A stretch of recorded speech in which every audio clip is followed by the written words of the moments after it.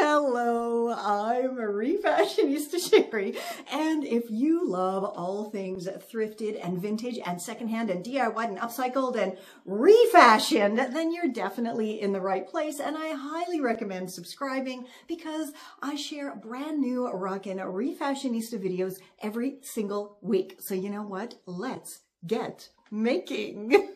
So those of you who have been with me for a little while might be wondering, Refashionista Sheri, why are you wearing such a frumptastic shirt? Well, that's because this is what we're going to refashion today. Clearly, I actually scored this from the Carrot app, and I'll be sharing my epically awesome Carrot app clothing haul very, very soon with you guys because it's unbelievable. So much better than thrift shops. Anyway, I digress. So today, clearly, yes, this is what we're going to be refashioning because it is indeed frumptastic, and I must make it into something that is my own taste and style. So let's go do it. So before we get started on our Refashionista victim today, I thought I would share a little bit more of my stash with you. And as you can see, these baskets live at the end of my filming table.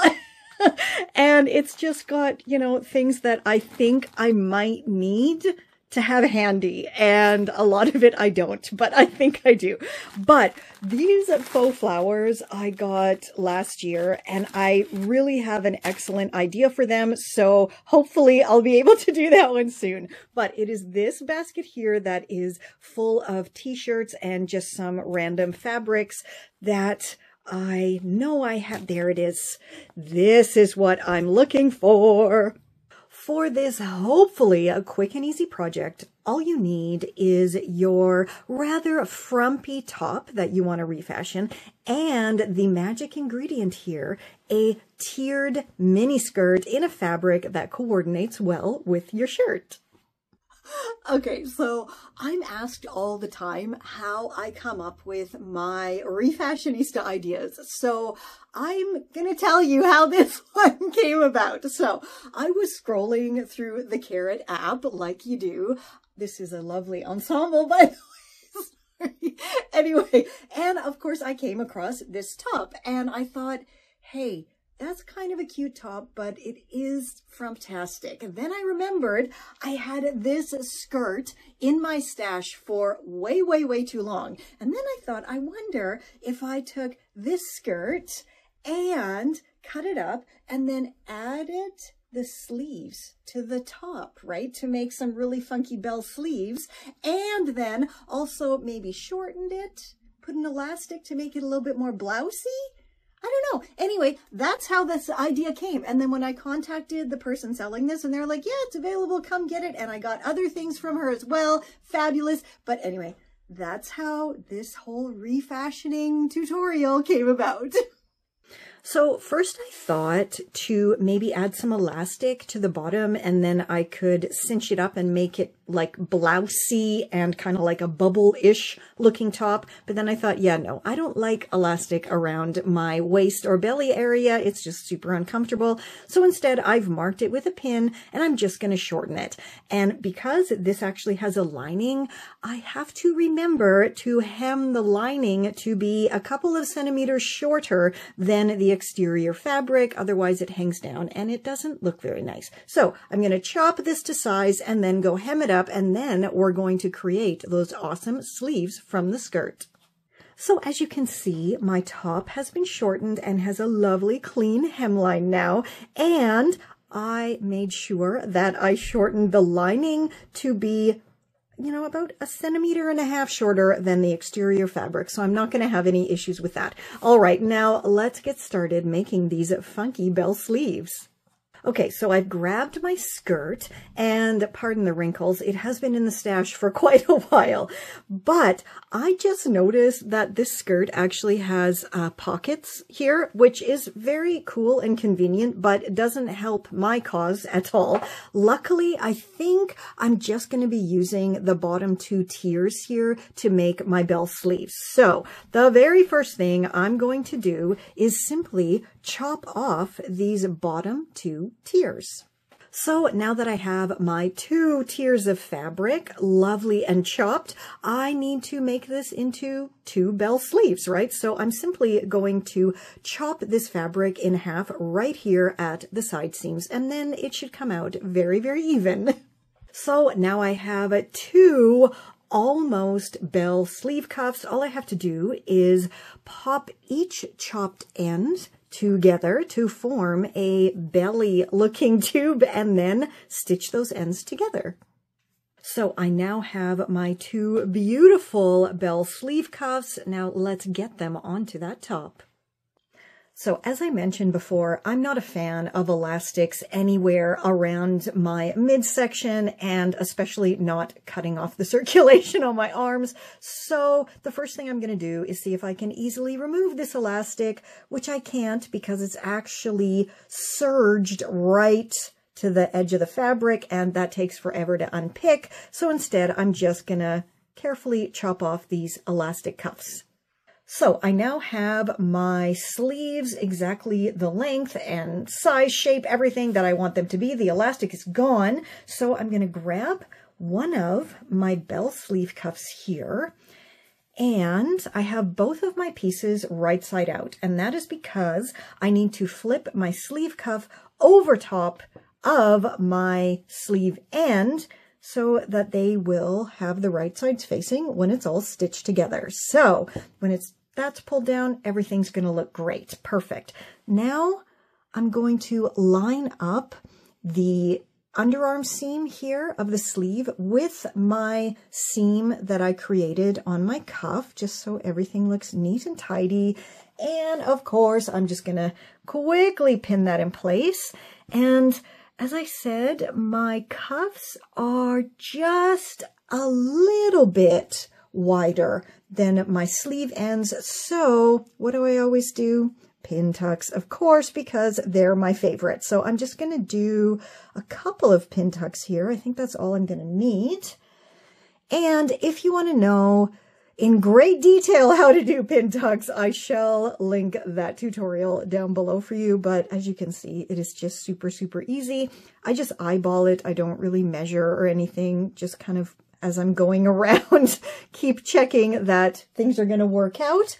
So I'm going to go finish up my last little pin tuck here, and then I'm going to stitch it all together, and we're going to come back and see what it looks like. So the moment of truth has arrived. It is all stitched on, and I did go ahead and double stitch all the way around, and then I chopped off the little excess bits here with my pinking shears because they really do work to help prevent fraying, and both of these fabrics are a little bit frayy, so it's better safe than sorry. And let's see. Yeah. I think that came out absolutely perfectly. I love it. Now let's go do the other sleeve. Okay, so the shirt is now shortened. It has awesome, fancy new bell sleeve cuffs, but I don't think I'm done yet because I was looking in my stash of vintage trims and I found this. And I just think this would be so super adorable if I added the trim here around the start of the bell sleeve cuffs and also around the bottom hem. So I'm going to go do that, and then we can finally try it on and style it up.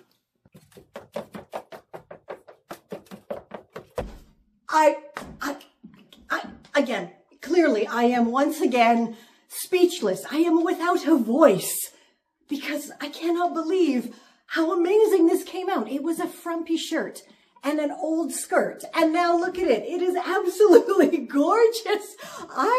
Seriously, I really love my brain sometimes not so much, but today I am loving this little Refashionista brain in here. Absolutely. Let me know what you think of this, and if you're going to try to make one for yourself, because it is so, I don't know, boho, hippie, romantic, I don't know what you want to call it, Stevie Nicks. It is just brilliant, and I love this so much, and I'm definitely going to be making more. I'm not really an off-the-shoulder shirt kind of gal, but I think I might have to be now because this came out so well. If you would love to see more upcycled DIY sleeve tutorials, I got you covered because I have a whole playlist over on my channel devoted to upcycling and making your own sleeves out of just about anything. Let's be honest, truly. So I'll link that down below for you. And again, I love this so much. And you know what else? Do you know what else I love? I love you guys so much because, and here I go again, right? Last week, your wonderfully kind messages were exactly what I needed because, as you know, last week I had to put down my baby boy Jack, who I had for 14 years. We got him when he was just 3 weeks old, and he died exactly 1 month to the day after his 14th birthday. So your comments absolutely were very, very welcome, and I just thank you so much. I did try to respond to everyone. If I missed your comment, I do apologize. I'll probably get to it at some point, but it has definitely been a very hard time in my house, which brings me to the cool things in my house for this week. Sorry, and that, I'm just gonna catch my breath for a minute here. The cool things in my house for this week is going to be devoted to my old man baby boy Jack, and I'm going to share with you all of the groovy, crafty, artsy-fartsy things that I made over the years that Jack appears in. And I'll put all the tutorials that go along with them down below for you, but let's go check them out. Okay, so let's start with this corner of my living room and my very, very cool upcycled paper mache family portrait masks that I made. And I made these years ago when we were still living in Berlin, and clearly my kiddo was just a little baby, and actually Jack would have, you know, been just about a year old at that time. And look at this handsome gentleman here. I designed this absolutely fabulous Renaissance style painting of Mr. Lord Jack, and I think it is just fabulous. And of course, these will remain in our home for years to come. So I painted these weird little caricatures of my little family when I was actually pregnant with this one here, and this one here was still just a little puppy.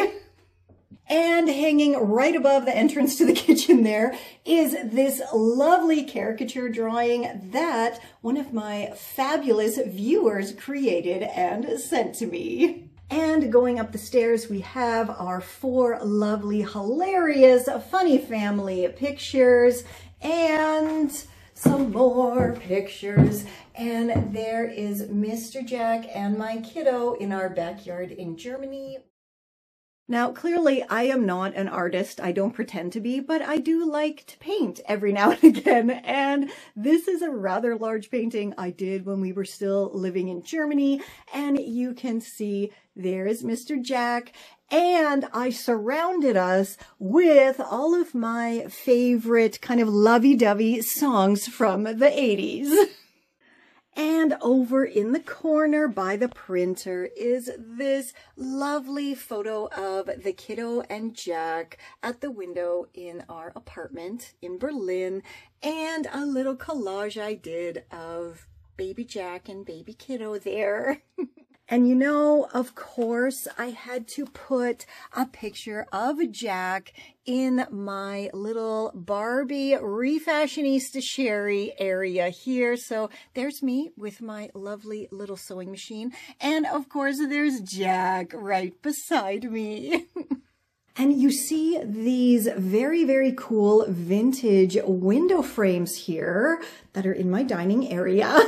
I actually got these when I was still living in Berlin, and of course they were free, and I have used them for very cool picture frames ever since. And of course I took the middle one and I made a wonderful tribute for my baby boy Jack and my little family. So the very best piece of Jack artwork, in my humble opinion anyway, is of course, my tattoo here. And you may be thinking, oh, this just looks like a pretty watercolor tattoo of a sakura blossom. And you'd be right, but this part here, this is actually Jack's paw print. And it's not the full size. They had to shrink it down a little bit to fit the space, but it is absolutely gorgeous. And it is, in fact, my old man baby boy Jack's paw print on my body forever in this beautiful watercolor sakura blossom tattoo.